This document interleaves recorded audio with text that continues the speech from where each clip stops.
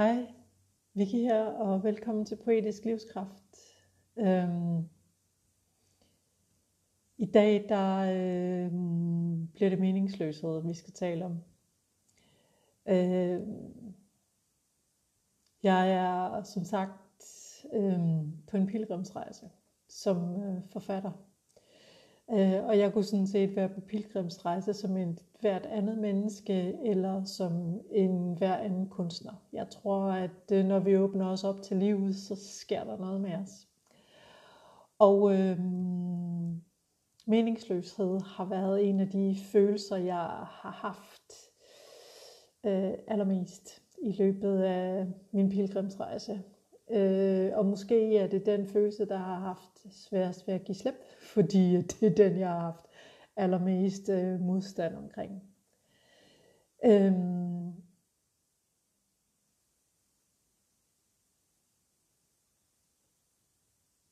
Nu hvor jeg er kommet lidt på afstand af den sådan, altså hvor jeg var i meningsløsheden, og nu er kommet lidt på afstand af den.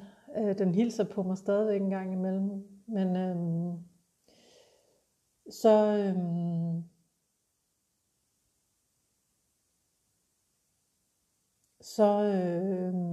har jeg opdaget,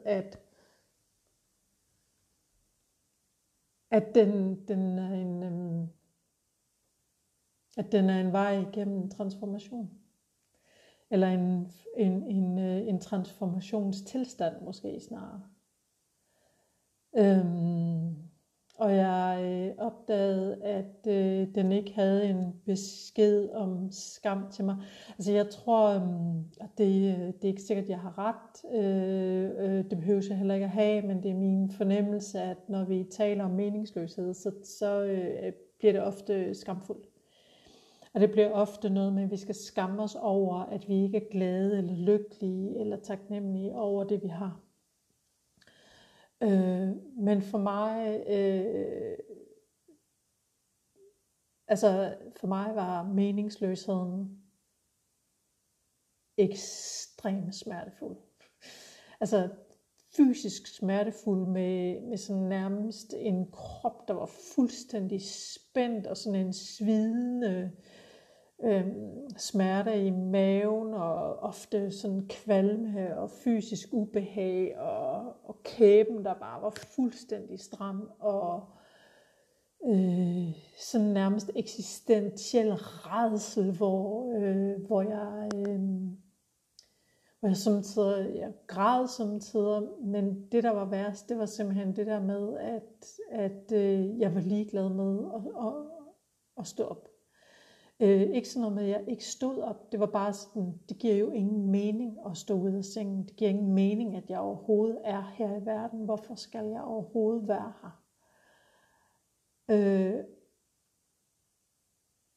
Og stå der og føle, at alt hvad man har, alt hvad der er ude i verden, er fuldstændig ligegyldigt, samtidig med, at man selv er fuldstændig ligegyldigt, tror jeg, det er noget af det mest smertefulde, jeg nogensinde har stået i.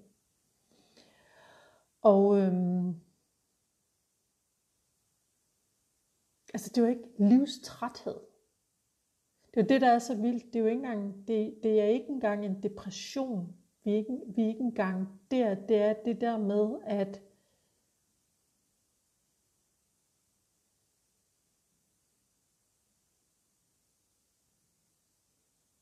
ja, at hver gang man står op, så ærger man sig lidt over, at man stadigvæk trækker vejret. Og det var ærgerligt. Og tilstanden var så ekstremt pinefuld. Og jeg havde ikke rigtig nogen, jeg kunne snakke med det om det, fordi folk troede, jeg var deprimeret, og det vidste jeg, det var jeg ikke, for jeg ved godt, hvordan en depression føles. Og så begyndte jeg at lede efter digte. Jeg begyndte at lede efter tekster. Er der nogen, der kan møde mig her? Er der nogen, der kan møde mig i den her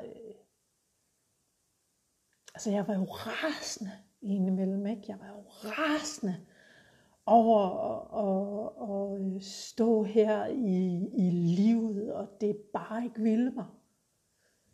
Jeg var i dyb sorg, fordi at jeg beskrev det som sådan et, som om at alt, altså at tyngden simpelthen var blevet ophævet, og alt var fløjet op i luften.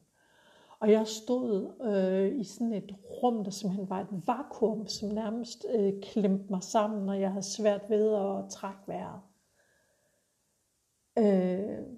Og jeg ville bare væk derfra. Altså jeg var så rasende over, at jeg overhovedet skulle stå der.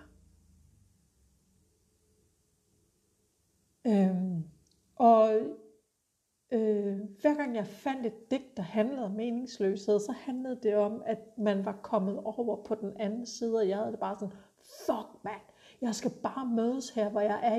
Jeg er ikke på den anden side. Kan jeg ikke bare få lov til at være fred? Kan jeg ikke bare få lov til at græde? Kan jeg ikke bare få lov til at stirre ud i luften og tænke, hvad fanden skal jeg egentlig lige her? Kan jeg ikke bare få lov til det?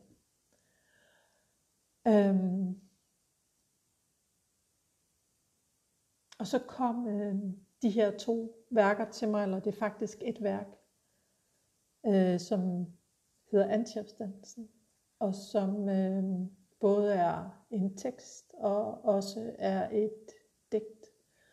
Og jeg kommer ikke til at sige så meget bagefter.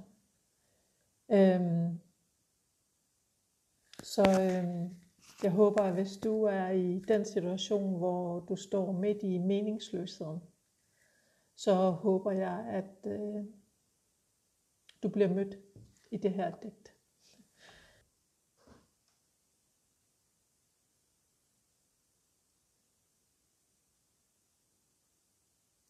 Horror vitae.